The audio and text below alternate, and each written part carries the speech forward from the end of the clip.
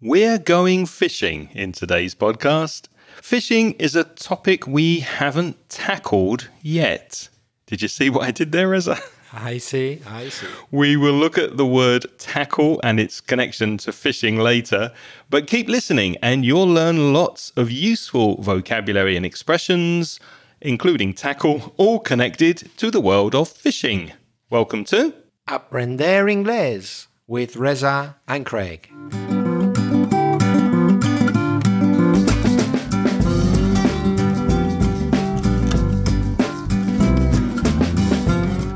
Hello and welcome to the podcast, especially if you're a new listener. My name's Craig. And my name's Reza. And together with more than 50 years of teaching English between us, we'll help you improve your English and take it to the next level. How are you doing, mate? I'm doing pretty well, I have to say. Here in Valencia, in Spain, it's the start of term, so it's quite a busy time of year. But the weather is lovely at this time of year in Valencia, I think in October when we're recording this. So would you agree? Absolutely. It's one of my favorite times of the year, spring and autumn. The weather is absolutely gorgeous and it's nice to have a break from the summer heat. So it's very, very pleasant. Now, to get started, there is something I'd like to mention to clarify what's happening with Patreon. We have a program on the Patreon website. It's to help support the podcast, to help us with the costs of the website and the transcriptions. And you get a weekly transcription if you subscribe to the Patreon program. For a long time, we've kept it at the minimum donation level, which was $1. Now it's at $3. That's the minimum donation amount on the Patreon website. And if you're an iPhone user who joins the Patreon program from this month, October 2024, the iOS app on Apple is liable for the 30% Apple tax, which means that if you are donating money, if money passes through the app, then Apple want their 30%, which means that it pushes the minimum donation up to $4.41. Now, that's only for iPhone users, and that's only from this month. Now, it's complicated to change from Patreon to a different platform, so we're going to stay with Patreon for now. And in order to add more value to you, I'm going to organize Zoom meetups for anyone on the Patreon program, any current subscribers and new Patreon subscribers, so that you can practice your speaking with me, ask any questions you might have about English. And I'm not going to promise to do this on a regular basis, but I'll try to do this at least every month. And these meetings will start from this month, October 2024. And how will you know about them? Well, all Patreon members, subscribers will get a Zoom link with the date and the time of the meetup via Patreon. So keep an eye on your email. Watch your junk folder for messages from Patreon, and then you'll be able to join the Zoom and we'll have a chat. We'll have an informal meeting. It won't be a lesson, but it will be an informal way for you to practice your English. Okay, Reza, what's first this week? Let's start with a voice message which comes all the way from Argentina. It's Luis, who's originally from Venezuela, but now lives in Argentina. And in fact, he sent us 2 separate messages.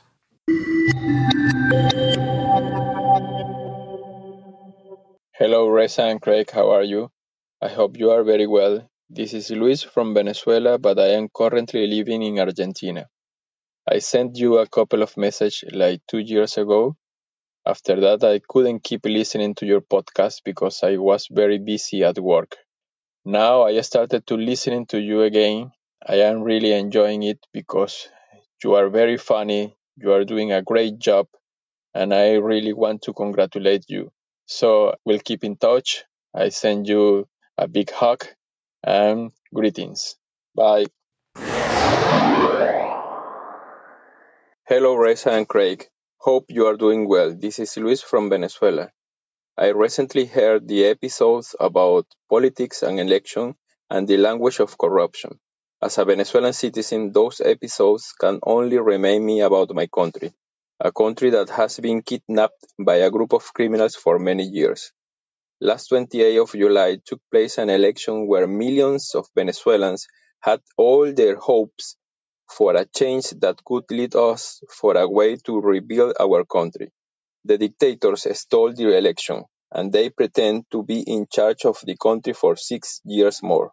The statistics show that we are almost 8 million people who had to leave our country because of the economical, political, and social situation. We have the record of the most exiliated people from a country that is not at war. Not even Ukraine has the amount of people displaced that we have. We were forced to leave behind our homes, our jobs, our properties, and most important of all, our family. People around the world must know it, and governments from democratic countries must help to stop this humanitarian crisis. Sorry for sending you this message, but this had to be globally known. Hope you can understand.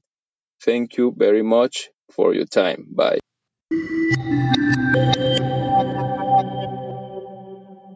Well, thank you for both your messages, Luis. We put them both together there. And actually, we did do an episode on politics and election vocabulary. That was back in episode 526, as Luis mentioned. So if you haven't heard that podcast, go listen to inglespodcast.com/526, politics and election vocabulary. Reza, any comments? Yes, we'll talk about your message later, what you're trying to convey. But first, I just wanted to talk about the language. You said a couple of message. That's a very common error of pronunciation. It should be a couple of messages. You often find that words which end in certain sounds such as j, Spanish speakers and some other speakers forget that the plural needs an extra syllable. So it's one message, but two messages. Another example would be language, languages.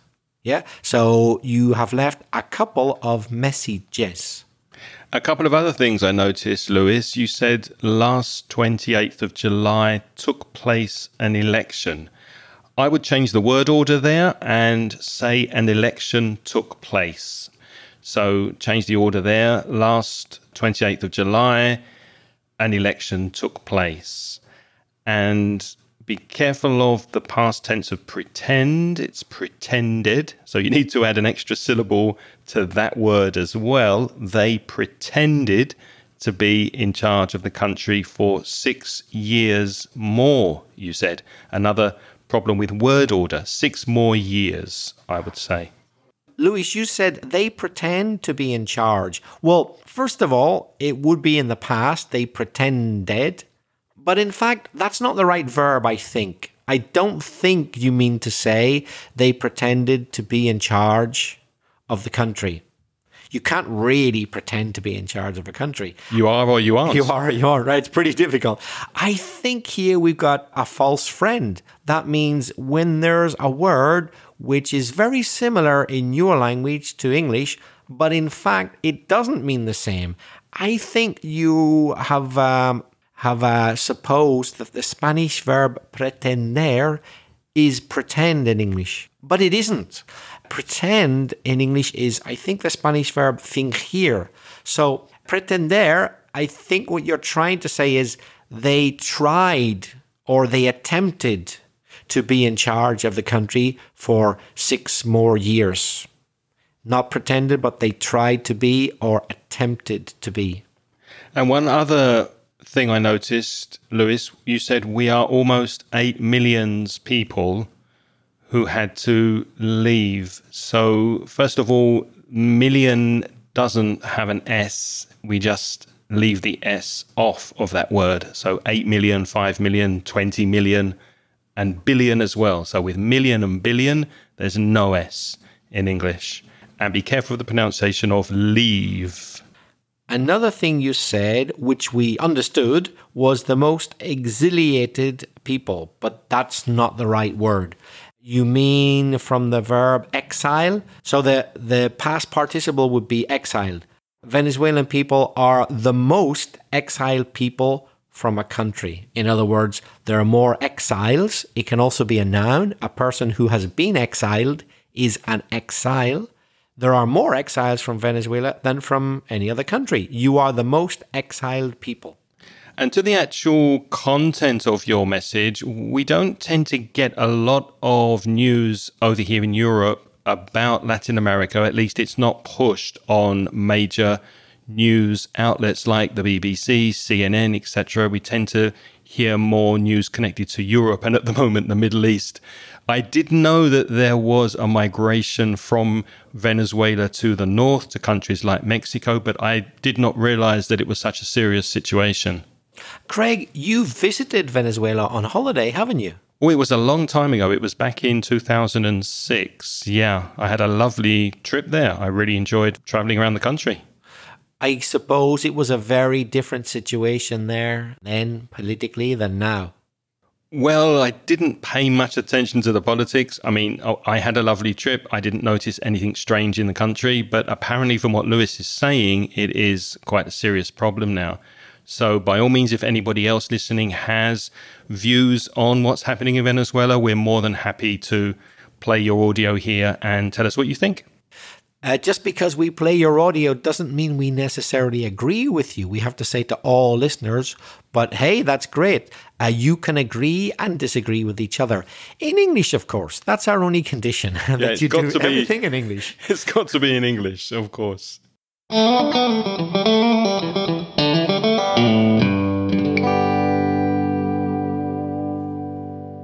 Right, let's get to the main focus of this week's podcast, and that's fishing. We're going to have a whale of a time talking about fishing this week. We're in the right place.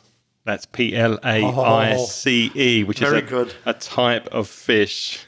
You got whale and place in there. I got whale, W-H-A-L-E, and place, Plaice, which is a type of fish. Actually, if you're like me and you sometimes have problems remembering the names of fish in English, because I can never remember the names of fish in Spanish, the translation of English fish to Spanish fish, we did a podcast about this. It was called 10 Fish You Should Know, and it was a while ago. Go to inglespodcast.com/217 if you want to improve your specific fish vocabulary, especially if you're eating in a restaurant and the menu is in English. Craig, have you ever been fishing? I've been fishing a couple of times. I've been sea fishing when I was very, very young, maybe about 15 years old with my brother-in-law. And I've also been fishing once in a river with a friend. And I've also been fishing on a fish farm. And then we cooked the fish that we caught after we finished fishing. We put them on a barbecue and we had a lovely barbecued fish lunch. But only 3 or maybe 4 times. What about you? Once or twice when I was like you, about 15 years old, I went, I think, do they call it rock fishing? When you're standing on rocks beside the sea and you fish from there. Did you enjoy it? I did, yeah. I think I even caught something. I think I caught a mackerel, actually, believe it or not. Yeah. I'm not impressed that you caught fish on the fish farm. But did you catch any fish when you were fishing in the sea? Only small fish, and we were fishing from the end of a pier, P-I-E-R, which is a piece of wood or metal that goes out into the sea where the boats can come and tie up.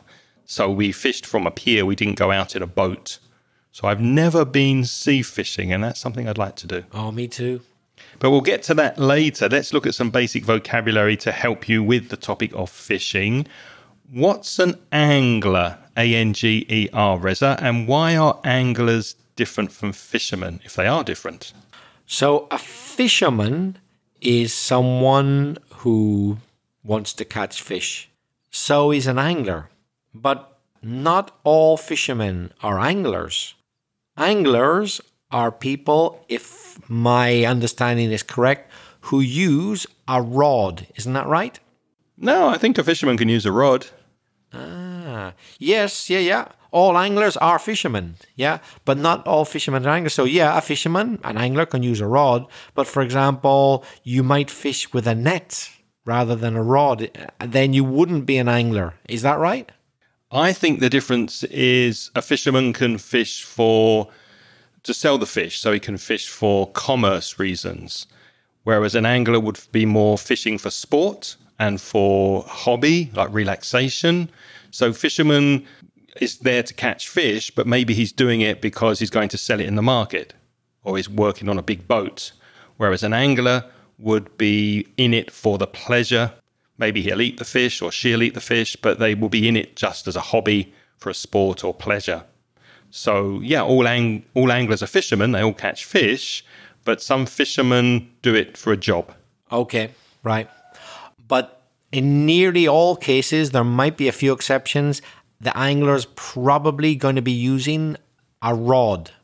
Yes. To mention. Yes. So for you, what is a rod? R-O-D, rod. A rod is a long thing that you use to catch the fish.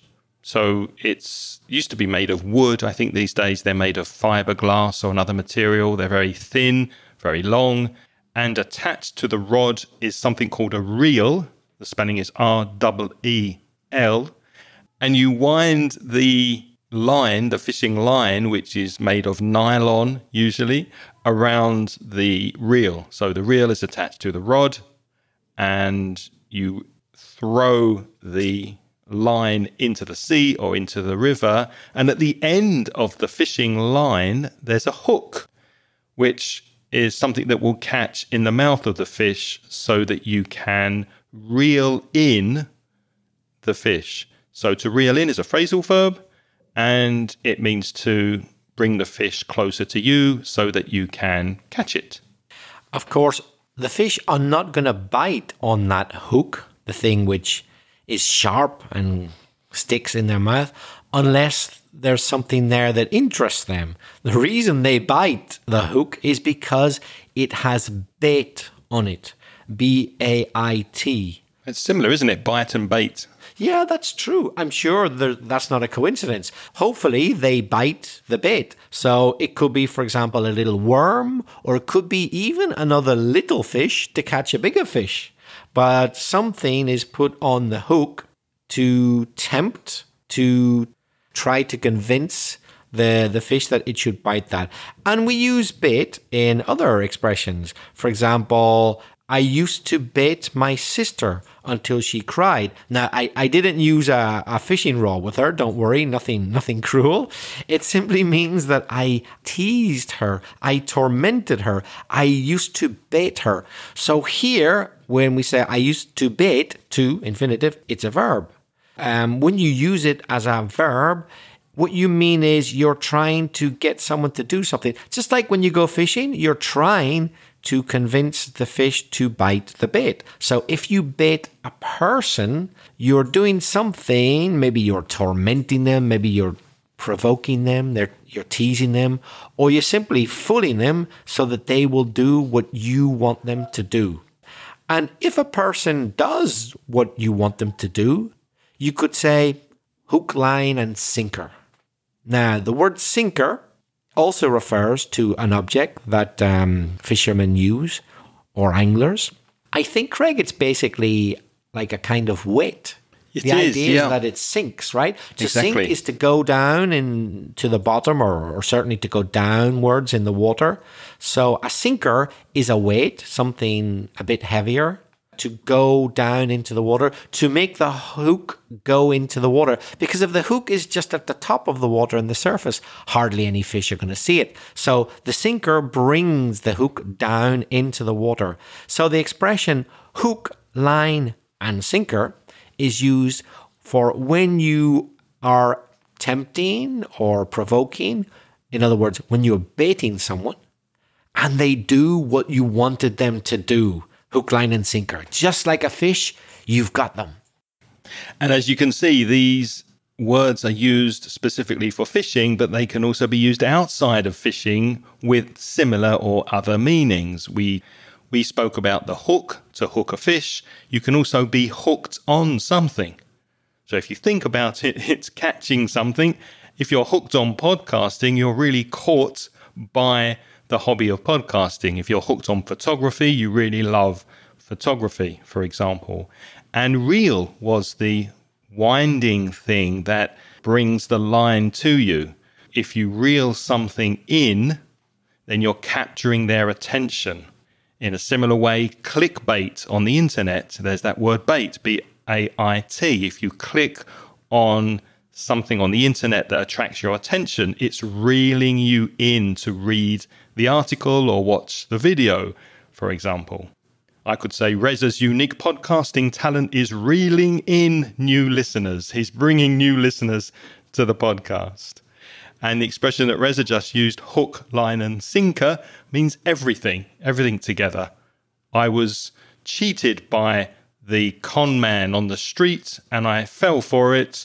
I lost my money, hook, line and sinker, all together, everything. Another word I'm sure you're already familiar with is the word net. Who hasn't heard the word internet?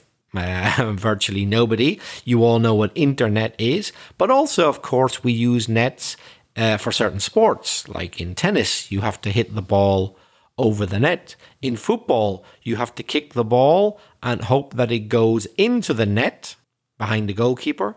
Also, we could talk about net profit.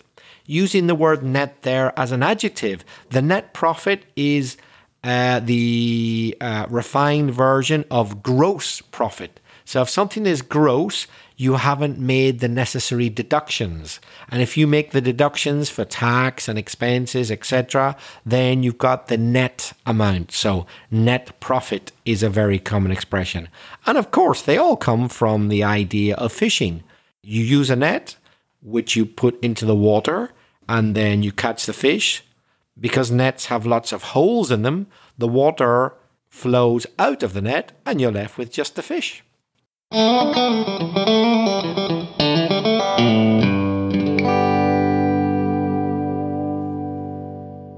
I said at the beginning of the podcast, fishing is a topic we haven't tackled yet. You may know that verb to tackle, to deal with a problem, for example, to tackle a problem, to try and solve it, or to tackle a difficult situation. That's tackle, the verb.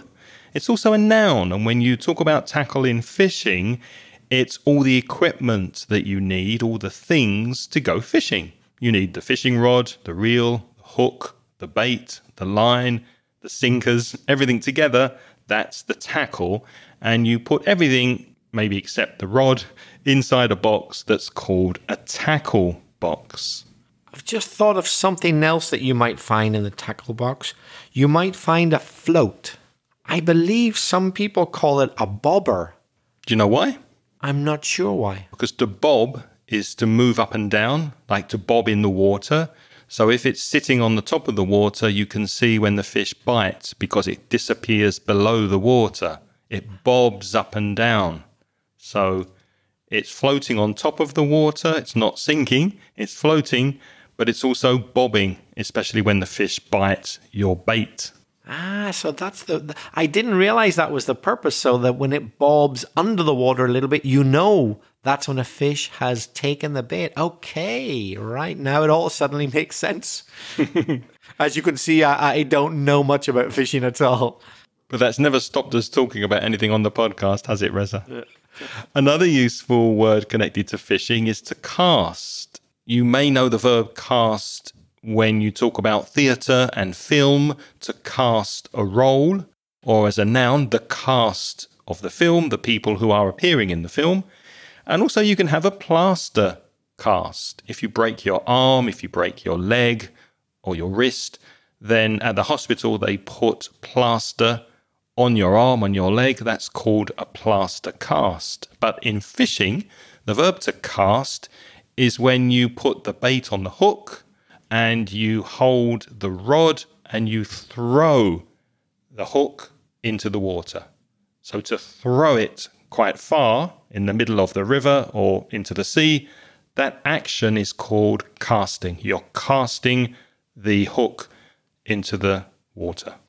And then, of course, if a fish goes for the bait, bites the bait, The bobber, the float, may bob up and down. That's when you'll reel in the fish. Once you've reeled in the fish, what are you going to do with it? You might do catch and release. Some people, after they reel in the fish, they put it back in the water. And I think they call that catch and release. Is that right, Craig? As far as I know, yeah, to catch and release. So you put it back into the water, or you keep it and you eat it, or you sell it. But it's a big shame to catch a fish and not do anything with it because you're killing the fish for no reason. Yeah. Having said that, the people who catch the fish might have no choice but to release it because there's such a thing as fishing quotas. The European Union and other organizations have very strict rules about how much fish you can actually catch and the size, etc. So, for example, if a fish is endangered, that means they might disappear. If you catch lots of the baby fish, you are obliged to release them, I believe.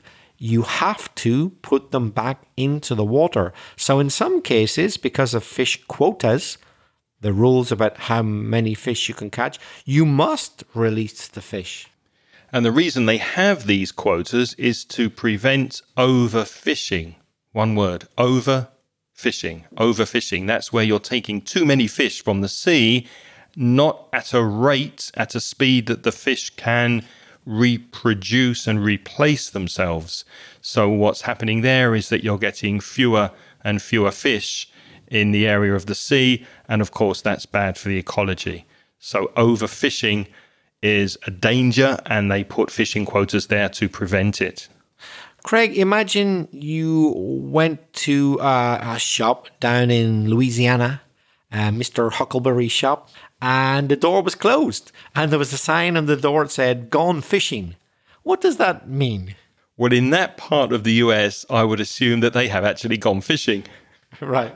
But if you try to contact me when I'm on holiday and there's an automatic email reply that says, "I'm sorry, I'm not able to reply to your email, gone fishing," that could be used as a euphemism to say that I'm on a break, I'm taking a break, I'm not available for work. So it's sometimes used in that respect as a euphemism to say, I'm not available. I've gone fishing, but I haven't really, I'm just on holiday.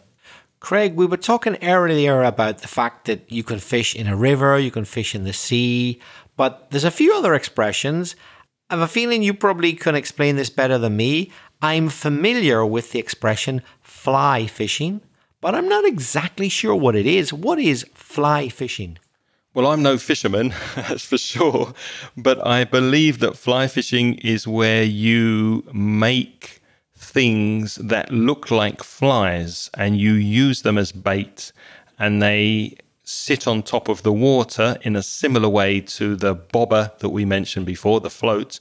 They sit there, and some fish eat flies. So they see something, it looks like a fly, it's moving like a fly, and they come up and they try to bite it, to take it, to eat it, but then the hook is there and you've caught a fish. So fly fishing is a way to fish with flies. And you may have seen people in films on TV making flies. They're sitting at their desk and they're making these imitation flies. And you cast constantly, I think. You're constantly casting into the river to try and catch fish that are looking for flies. You know what? You've put me off the idea of eating certain types of fish now.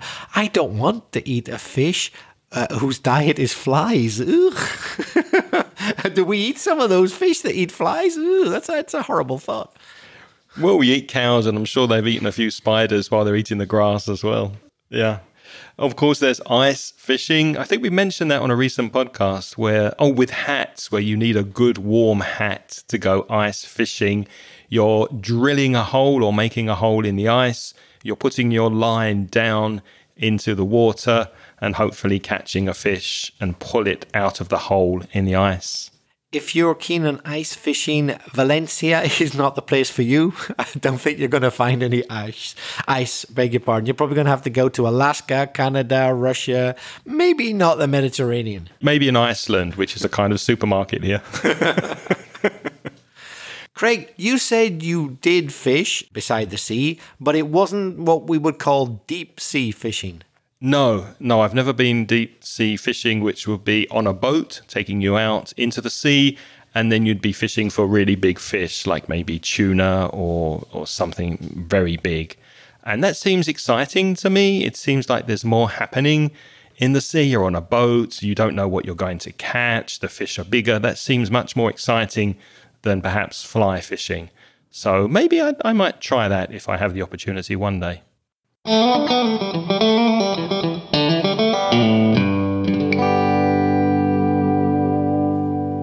There's another type, a specific type of deep sea fishing, which we call trawling. To trawl, T-R-A-W-L, is to use a very large net, and the net goes behind the ship. It's very, very large, and it goes down to the bottom of the seabed, and it trawls. That means basically it drags and collects everything that is in its path. And those ships that do that are called trawlers. So when they have the big, big net behind them, they're trawlers, and the technique is called trawling. Sometimes that's a slightly controversial way of fishing. It's the main way of big industrial fishing that they do it. But some people complain that trawling catches lots of fish and other things that they shouldn't catch, along with the stuff they're supposed to catch. So that's one of the disadvantages of trawling. Yeah, unfortunately, it can catch dolphins or other fish, and then they just die, and they're not sold, and it's a shame. Yeah, it's a big shame. I've been trawling. Oh, really? I've been trawling through my old lesson plans, looking for new ideas for my conversation course that's starting soon. So there's a phrasal verb that you can use with trawling, T-R-A-W-L-I-N-G. Trawling through something is looking carefully. You're looking carefully through things for a particular reason. So I have been trawling through my ideas and my old lesson plans, because the next conversation course I run is starting soon. And if you are interested and would like to improve your fluency, your conversational skills with a group of lovely people and me online, then send me an email. I'm Craig, C-R-A-I-G, @inglespodcast.com, and I'll give you more information. At the other extreme from trawling, you might go spear fishing, which, as the name suggests, is fishing with a spear. S-P-E-A-R. So a spear is a very long thing, a bit like a rod, but the difference is a spear is not used with a line and a hook, etc. A spear has something very sharp at the edge, so spears can be used in battles on land. But if you go spear fishing, you take the spear with you to the water, and maybe you stand in the water and just wait till you see a fish and throw the spear and hope that it gets the fish. Or you might actually swim under the water with a spear and try to get a fish. So not easy. You would need to be extremely skilled, I think, to be a successful spear fisher. But in certain parts of the world, people do use the technique of spear fishing. Reza, do you think you should always eat the fish you catch, presuming it's edible? That's an interesting word. Edible, E-D-I-B-L-E. That means you can eat it. If you can drink something, it's drinkable. And if you can eat something, it's edible. Would you always eat the fish? If I personally caught the fish, or I was with a group of people, yes. Because I don't like the idea of fishing, catching a fish and throwing it back in again just to say I caught it. I don't get that. I can't get my head around that. I don't like that idea. For me, if you hunt an animal, it's because you're going to use it in a useful way. The same goes for people who hunt on land. I don't like the idea of people who shoot animals and think, okay, I shot it, that's it. Now I'm not going to do anything with it. The same with fish. I think you should eat it, yeah. But with catch and release, you are throwing it back, so you're not killing it. And some people say that because fish are cold-blooded, they don't actually feel the hook when it goes into their mouth. What would you say to people who say that? Are they absolutely sure about that? I mean, they say that, but do we know that for sure? I just don't like the idea of catching an animal for fun. For me, I can understand the fun of the chase, the hunt, but then I think something useful should be done with it, because you've put that animal through a bit of stress, a bit of trauma. But, it's a dog-eat-dog world out there. That's what happens. But do something useful with it. Don't just catch it and throw it back again. It is my personal opinion. The exception is whenever industrial fishing boats do catch and release because they've accidentally caught little baby fish. And if they don't release them back again, there'll be no more of those fish left. So that was my only exception that I would release the fish. Otherwise, I think you should eat it personally. I agree with you there, Reza. I have one more question for you before we say goodbye. What does this quote mean to you? What do you understand by this quote? Give a man a fish and you feed him for a day. Teach him how to fish and you feed him for a lifetime. It's a great quotation. Yeah, I'm familiar with it. Obviously, if you're given a fish, you can eat that fish, but you don't know how that fish was caught. But if I give you the skills to catch the fish, you don't need me anymore to give you the fish. You can survive. In other words, it's do things for yourself, learn how to do the things you need to do to survive, and you will survive and flourish. Don't depend on other people to do things for you. That's how I interpret it. Yeah, I agree with that. And that's what we hope we're doing for you when you listen to this podcast. We hope we are giving you the tools of English so that you can go out there and catch fish every day or something similar. But what about you? Now it's your turn to practice your English. Are you a keen angler? Are you hooked on fishing? Why do you like it? And if you have never been fishing, would you like to try it? Which type of fishing appeals to you most from the ones we've mentioned in this podcast? Send us a voice message. Reza, how can people do that? By using SpeakPipe. There's a link in the show notes. It's speakpipe.com/English podcast. But just bear in mind that there's a time limit on the audio messages of 90 seconds. And if you want to reach us by email, your emails go to me. That's Craig, Craig, @inglespodcast.com, especially if you'd like details of the next conversation course. And to contact Reza, write to belfastreza, Reza, @gmail.com. If you're a Spanish speaker and you want to improve your English with either free or paid resources, why not visit the Mansión Inglés website at mansioningles.com. And specifically for paid products, you can also browse the online store, which is at store.mansioningles.net.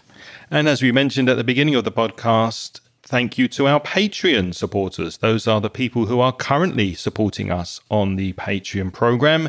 And if you'd like to join those lovely people, you get instant access to the transcriptions of this podcast and a Zoom informal chat and meeting with me and other listeners as well. So go to patreon.com/English podcast and sign up.